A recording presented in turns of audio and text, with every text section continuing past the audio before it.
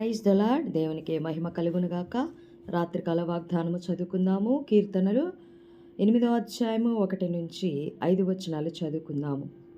యెహో యెహోవా మా ప్రభువా, ఆకాశములలో నీ మహిమను కనుపరచువాడా, భూమి అందంతటా నీ నామము ఎంత ప్రభావము గలది.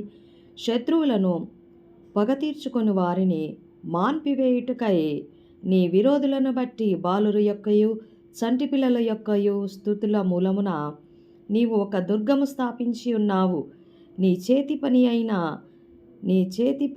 అయిన నీ ఆకాశములను నీవు కలగచేసిన చంద్ర నక్షత్రములను నేను చూడగా, నీవు మనుష్యుని జ్ఞాపకము చేసుకొనుటకు వాడు ఏ పాటివాడు, నీవు నరపుత్రుని దర్శించుటకు వాడు ఏ పాటివాడు. దేవుని కంటే వానిని కొంచెము తక్కువ వానిగా చేసి ఉన్నావు. మహిమ ప్రభావములతో వానికి కిరీటము ధరింపచేసి ఉన్నావు. ఆమేన్. Praise the Lord. పరిశుద్ధుడా, మహోన్నతుడా, మహాగణుడా నీ కొందనాలయ్యా.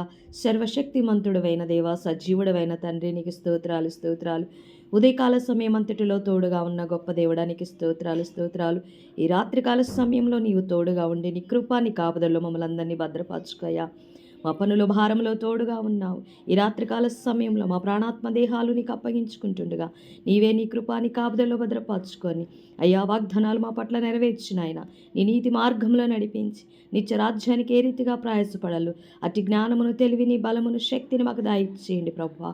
లోకము నుంచి, పాపం నుంచి మమ్మల్ని అందరినీ విడిపించమని ఈ రాత్రికాల సమయంలో ప్రభువా, మా కుటుంబాల చుట్టూ, మా బిడల చుట్టూ నీ పరిశుద్ధాత్మ కంచ అయ్యా, వెలుగు కంచ, అగ్ని కంచ వేయమని, నీ కృపకు అయ్య పాత్రులుగా మమ్మల్ని చేయమని సమస్త ఘనత ప్రభావాలు నీకే చెల్లించుకుంటూ నజరేయుడైన యేసయ్య పరిశుద్ధమైన నామంలో అడిగి స్తుతించి వేడుకుంటున్నాము తండ్రి. ఆమేన్. Praise the lord.